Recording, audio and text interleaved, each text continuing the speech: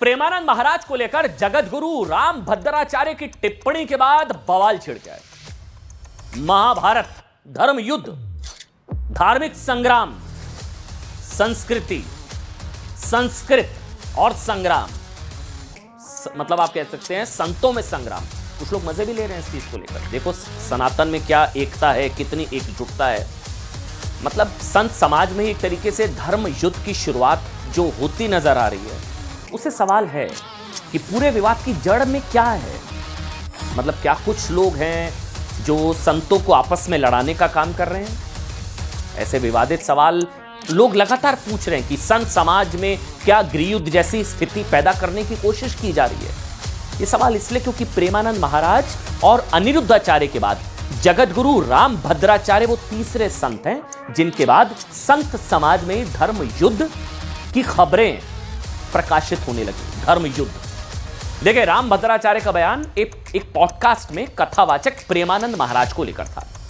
इस पॉडकास्ट में राम भद्राचार्य जगत गुरु जी ने प्रेमानंद महाराज को संस्कृत बोलकर दिखाने की चुनौती दी थी। इस बयान के बाद जब विवाद बढ़ा तो राम भद्राचार्य ने कहा कि सनातन को कमजोर करने के लिए विधर्मी शक्तियां, शब्दों को ध्यान से सुनिएगा, ये जगत गुरु राम भद्राचार्य जी ने कहा है, सनातन को कमजोर करने के लिए कुछ विधर्मी शक्तियां शब्दों को तोड़ मरोड़ कर पेश करती हैं। संस्कृत का ये पूरा विवाद मैं आपको समझाता हूं, प्रेमानंद महाराज के संस्कृति वाले बयान से शुरू हुआ था।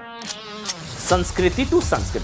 प्रेमानंद महाराज में युवाओं में चरित्र के गिरावट को लेकर चिंता जाहिर की थी उन्होंने, और लिव इन रिलेशनशिप को भारतीय संस्कृति के खिलाफ बताया था प्रेमानंद महाराज जी ने। यही बात उन्होंने एक बार फिर दोहराई है। कल उन्होंने प्रवचन के दौरान कहा कि एक बार चरित्र गया तो वापस नहीं आता।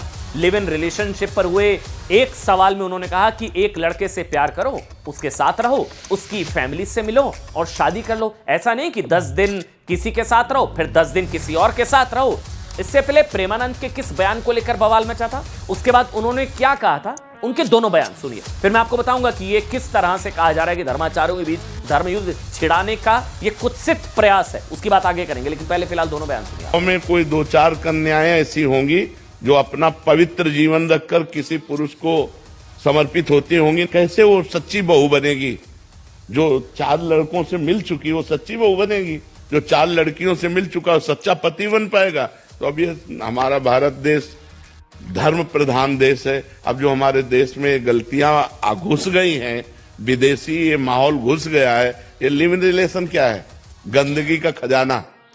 जैसे नाली का कीड़ा नाली में ही सुख का अनुभव करता है, उसे अमृत कुंड में डालो तो उसे पसंद नहीं आएगा। ऐसे जो गंदे आचरण कर रहे हैं ना, उनको सही बात उपदेश करो तो वो बुरा लगेगा, उनको बुरा लगेगा, उनको अच्छा नहीं लगेगा। कथावाचक प्रेमानंद महाराज के इसी उपदेश को कुछ लोगों ने विवाद में बदल दिया, जिसके बाद प्रेमानंद महाराज को महिला विरोधी बताया जाने लगा।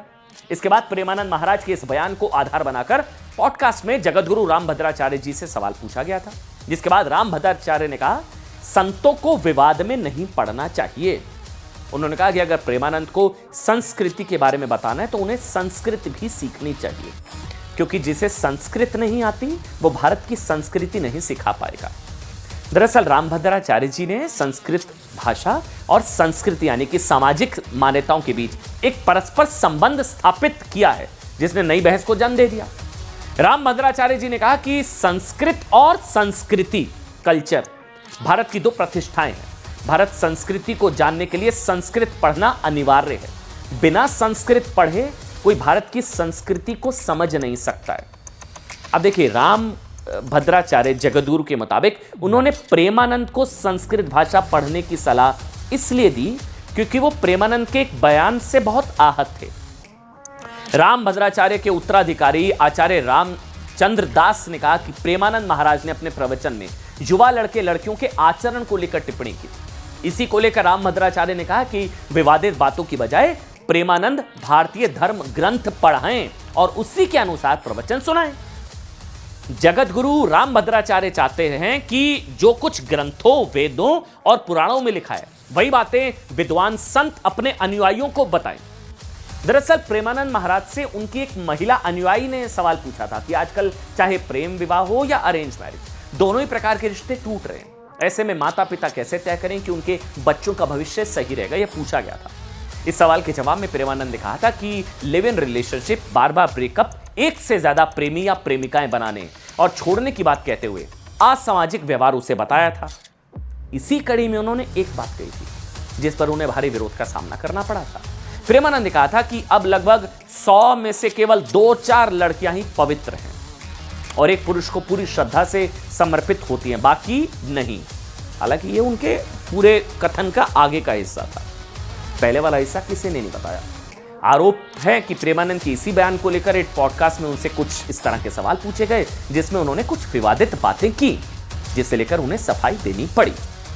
जगत गुरु ने पहले कहा था कि प्रेमानंद की लोकप्रियता क्षण भंगुर है। विवाद मचने के बाद कहा कि उन्होंने प्रेमानंद के लिए कोई अभद्र टिप्पणी नहीं की। रामभद्राचार्य ने पहले कहा कि प्रेमानंद ना विद्वान है ना ही चमत्कारी। अब कह रहे हैं कि मैं चमत्कार को नमस्कार नहीं करता। पहले उन्होंने प्रेमानंद को चुनौती देते हुए, प्रेमानंद महाराज जी को चुनौती देते हुए कहा था कि वो मेरे सामने एक अक्षर संस्कृत बोलकर दिखा दे। अब जगत गुरु कह रहे हैं कि मैं आप सबको संस्कृत पढ़ने के लिए कहता हूं। पहले उन्होंने क्या कहा था कि प्रेमानंद मेरे कहे हुए संस्कृत श्लोकों का अर्थ समझा दें तो जानूं। अब वो कह रहे हैं कि मैंने धीरेन्द्र शास्त्री को भी संस्कृत के अध्ययन के लिए कहा है। 19 साल से बिना किडनी के जिंदा रहने पर रामभद्राचार्य जी ने कहा था कि प्रेमानंद डायलिसिस के सहारे जिंदा है। अब वो कह रहे हैं कि मैं उनके स्वास्थ्य के लिए प्रभु श्री राम से प्रार्थना करूंगा। देखिए, जगत गुरु रामभद्राचार्य ने अपने बयान पर क्या सफाई दी है वो भी आज पूरे देश को सुननी चाहिए।